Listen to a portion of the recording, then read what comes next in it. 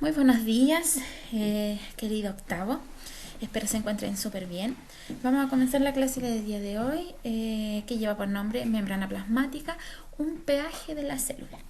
Ya, la membrana plasmática es una parte, ¿cierto? Un componente de la célula, de todo tipo de célula, ya sea eucarionte o procarionte.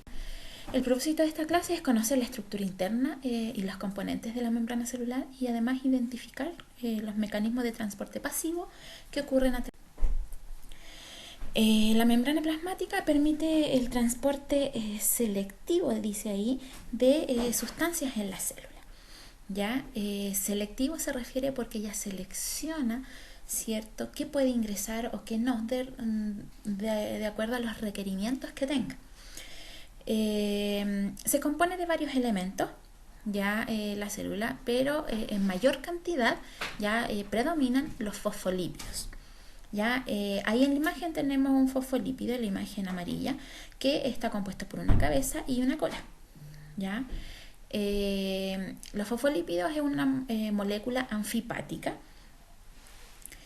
Y anfipático significa que son moléculas que tienen un extremo hidrofílico, ya que significa que es soluble en agua, como lo es la cabeza, y también tiene otra parte que es hidrófobo, ya, o hidrofóbico también se le puede decir, que es la cola, o sea que esa parte, la cola del fosfolípido, rechaza el agua. Y acá tenemos la estructura de la membrana celular, o membrana plasmática también. ¿Ya? La membrana es dinámica. ¿Ya? ¿Qué quiere decir esto? Que todos los componentes ya no están estáticos ahí, sino que pueden girar, ¿cierto? Pueden rotar o incluso pueden trasladarse a través de la misma membrana. ¿Ya? Es por eso que a este modelo se le llamó mosaico fluido, porque todos sus componentes son capaces de fluir, ¿cierto?, en la estructura, son capaces de moverse en la misma estructura.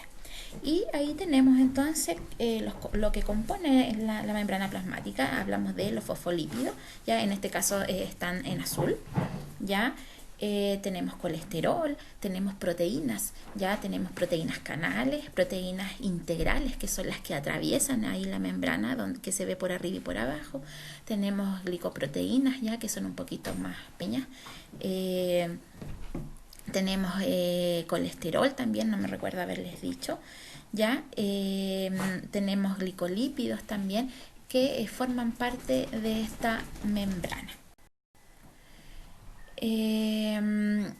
A través de la membrana, como les dije recién, como les nombré en el título, es un peaje hacia la célula. ¿Qué quiere decir esto? Ya que se va a controlar las sustancias que ingresan y también las sustancias que salen de la célula. ¿Ya? Los componentes que forman la membrana plasmática entonces le confieren una serie de propiedades que le permiten el transporte selectivo de sustancias. ¿Ya? Y los componentes son principalmente las proteínas integrales o las proteínas canales, y eso lo vamos a ver un poquito más adelante. ¿Qué quiere decir esto que sea selectivo? ¿Ya? Quiere decir que permite el paso de alguna sustancia a través de este límite celular que es la membrana. ¿Ya? Es una estructura semipermeable, lo que hace posible que sustancias esenciales para los seres vivos ingresen con facilidad y otras sustancias de desecho sean expulsadas al exterior.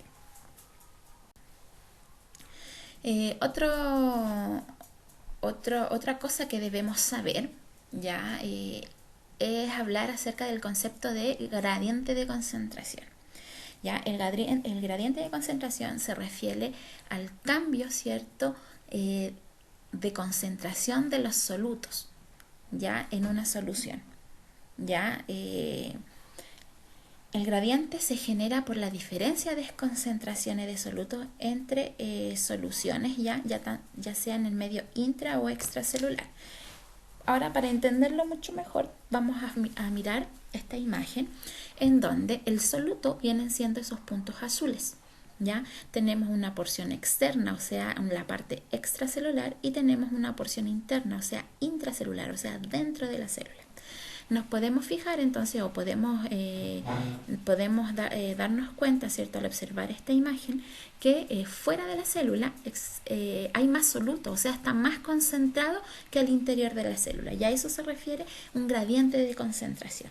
Afuera está más concentrado que dentro de la célula, que hay menor concentración. Nosotros hablamos acerca de sustancias que podían atravesar la membrana, ¿ya? Y todo esto se hace a través de transportes. Ya existen dos transportes, el transporte pasivo y el transporte activo. El día de hoy, esta clase, vamos a ver el transporte pasivo. ¿Ya? ¿Qué es entonces? Es un movimiento, ¿cierto?, de sustancia a través de la membrana de la célula sin necesidad de energía. O sea, no se necesita energía para que se realice este tipo de transporte. ¿Ya? ¿Y por qué no se necesita energía? Porque se realiza a favor de gradiente. ¿Ya? ¿Qué significa que sea a favor de gradiente? Que del lugar que está más concentrado pasa soluto al lugar que está menos concentrado para poder igualar concentración. ¿Ya? Un tipo de transporte es la difusión simple.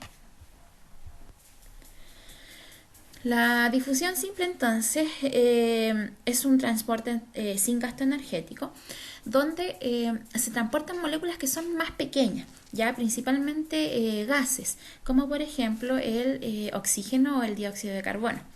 ¿Ya? Se transporta desde el lugar que están más concentrados hasta el lugar que están menos concentrados, como aparece en la imagen. Ya tenemos el medio extracelular, tenemos el medio intracelular y ahí tenemos las diferentes concentraciones.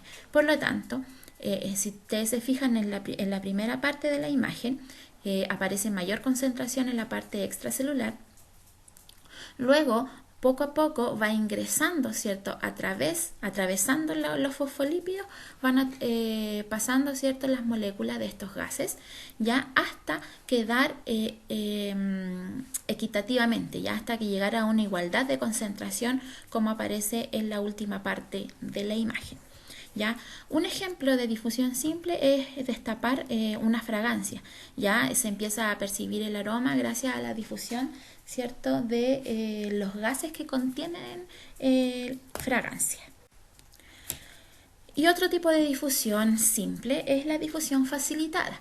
¿Ya? A diferencia de la difusión simple, este tipo de difusión pasa en sustancias que son más grandes, ¿ya? Que son de mayor tamaño, como por ejemplo los iones. ¿Ya?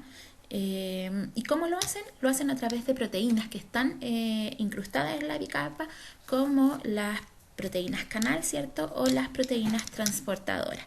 ¿Ya?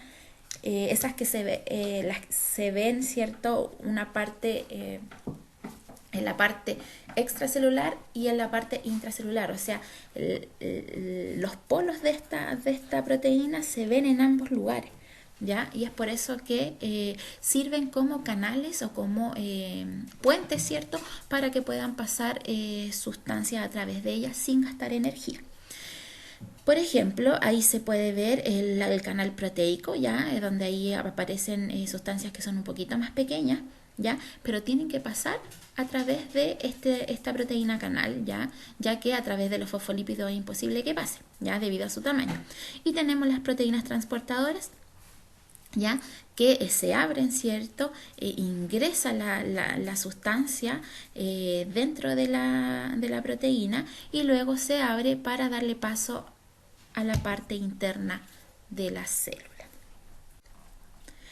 Y eso sería la clase de hoy, ya algo cortito porque igual es un poquito intensa esta materia, la idea es entenderla.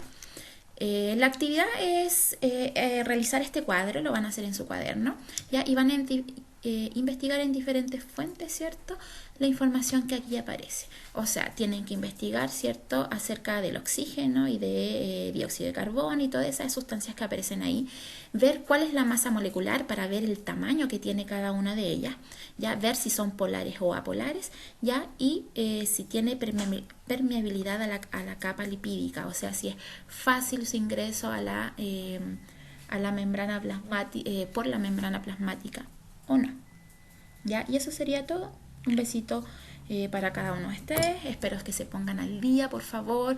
Su curso está súper atrasado, la gran mayoría con las actividades, así que espero que se pongan al día en las cositas para que no se atrasen tanto. Un besito para todos, que estén súper bien. Nos vemos.